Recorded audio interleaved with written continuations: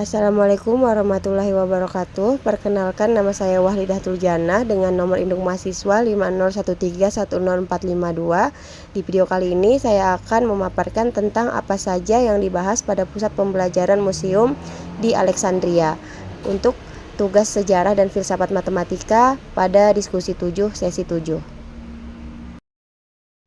Apa itu museum atau museum di Alexandria?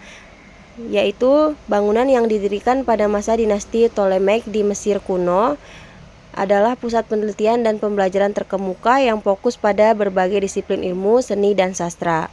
Sebagai institusi yang didedikasikan untuk 9 dewi seni atau muses, tempat ini berfungsi sebagai kuil, perpustakaan, dan lembaga penelitian. Sejarah singkat berdirinya museum di Alexandria. Pendirinya yaitu Ptolemy I Soter, raja pertama dinasti Ptolemaic setelah kematian Alexander Agung, dan disempurnakan oleh putranya yaitu Ptolemy II Philadelphus.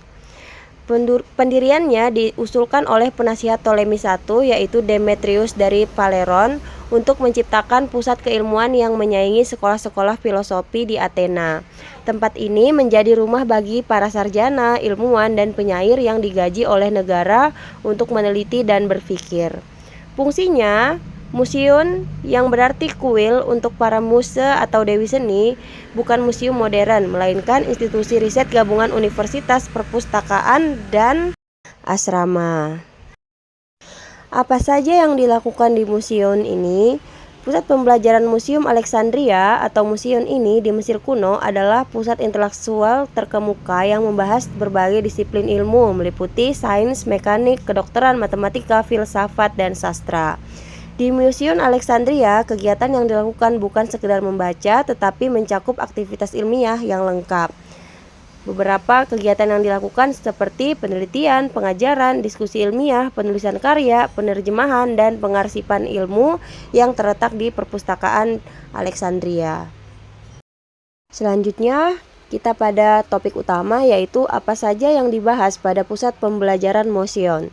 Museum ini dikenal sebagai gudang pengetahuan yang mencakup berbagai bidang ilmu, diantaranya matematika, astronomi, geografi, filsafat dan sastra, mekanik, kedokteran, dan anatomi, sampai ke filologi. Berikut penjelasan dari masing-masing bidang ilmu tersebut.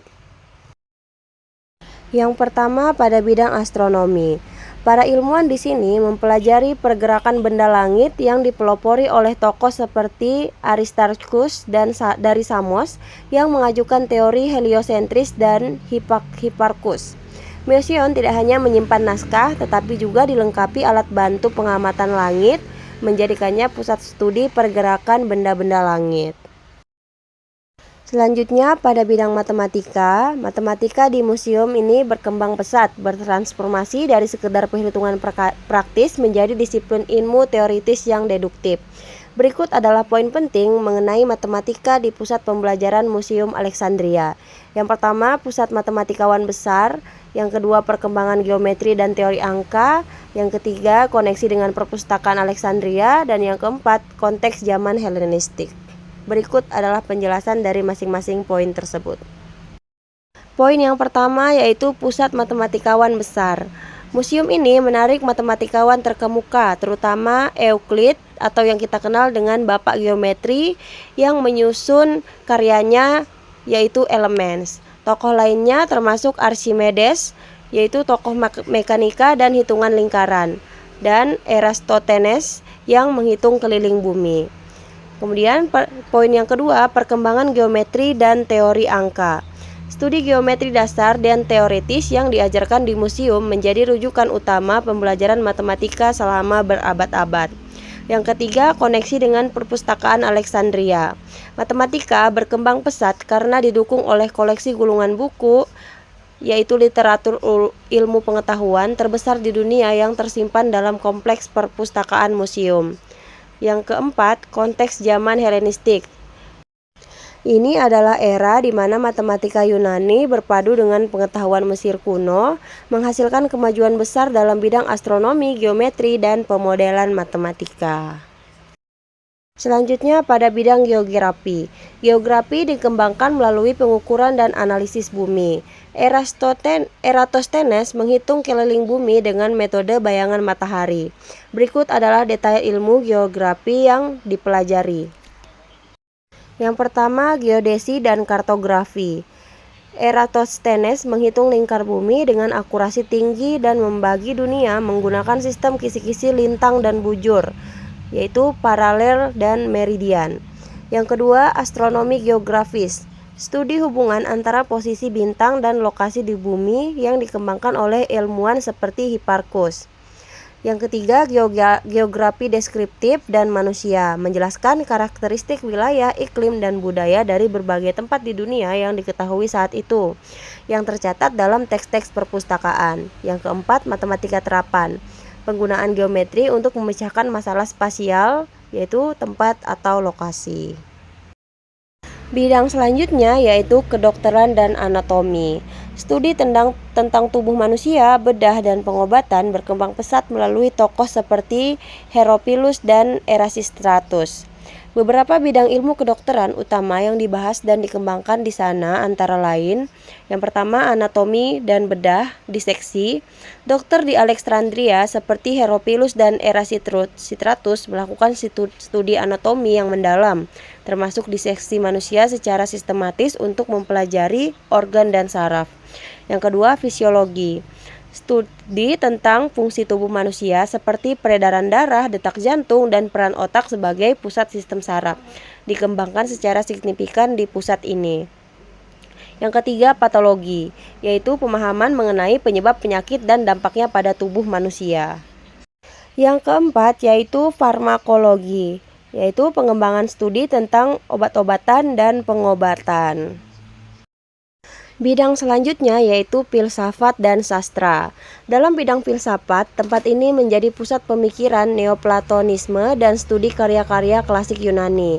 Sementara dalam sastra, fokus utamanya adalah kompilasi, studi, dan kritik karya sastra Yunani kuno. Berikut adalah detail ilmu filsafat dan sastra yang dibahas. Pada bidang filsafat dan ilmu terkait, yang pertama Neoplatonisme dan filsafat Yunani. Alexandria menjadi pusat studi filsafat Yunani, khususnya pengembangan pemikiran Plato dan Aristoteles. Yang kedua, logika dan etika. Diskusi filosofis yang mendalam mengenai moralitas dan logika. Yang ketiga, ilmu alam dan matematika. Meskipun sains, filsafat alam atau kosmologi merupakan bagian dari kajian filsuf di sini. Pada bidang sastra dan humaniora terdiri atas yang pertama kritik sastra dan filologi. Sarjana di sana seperti Kalimakos menyusun katalog dan melakukan studi kritis terhadap naskah sastra Yunani. Yang kedua, puisi dan prosa, kajian mendalam terhadap epik, lirik, dan puisi drama. Yang ketiga, tragedi dan komedi. Koleksi lengkap drama Yunani dipelajari dan dianalisis. Yang keempat, sejarah dan geografi. Studi kronologi sejarah dunia dan deskripsi geografis. Bidang selanjutnya yaitu mekanik. Ilmu mekanik yang dikembangkan meliputi prinsip matematika, fluida, dan geometri untuk membangun mesin-mesin praktis. Berikut adalah poin penting mekanika di Museum Alexandria. Yaitu yang pertama, penerapan matematika, fokus awal pada matematika yang berguna yang kemudian berkembang menjadi kajian teoritis. Yang kedua, teknologi fluida, kajian mengenai konversi energi seperti energi kinetik fluida. Yang ketiga, mekanika terapan, yaitu pengembangan teknologi dan mesin untuk tujuan praktis. Bidang terakhir yaitu filologi atau studi teks. Ilmu filologi di Museum Alexandria atau museum ini berfokus pada penyuntingan, kritik teks, dan pelestarian manuskrip kuno, terutama sastra Yunani seperti Homer, guna menghasilkan edisi teks yang akurat. Para cendekiawan di sana juga mempelajari naskah Mesir, Persia, dan Mesopotamia serta membahas etika dan politik. Fokus utama filologi di Alexandria yaitu yang pertama kritik teks dan penyuntingan. Cendekiawan seperti Eratosthenes abad ketiga sebelum Masehi mengkaji tulisan untuk memastikan keaslian teks. Yang kedua, pengatalogan, yaitu mengelola ratusan ribu koleksi gulungan papirus. Yang ketiga yaitu studi bahasa. Sastra Yunani kuno adalah fokus utama, namun naskah-naskah lain juga tetap dipelajari. Kesimpulannya, Museum di Library of Alexandria merupakan pusat pembelajaran yang mengembangkan berbagai bidang ilmu seperti astronomi, matematika, geografi, kedokteran, filsafat, mekanik, dan filologi. Seluruh kegiatan di dalamnya berlangsung melalui penelitian, diskusi ilmiah, pengamatan, serta penulisan karya. Dengan pendekatan yang sistematis dan berbasis logika, museum tidak hanya menjadi tempat pengumpulan pengetahuan, tetapi juga tempat pengembangan ilmu secara struktur.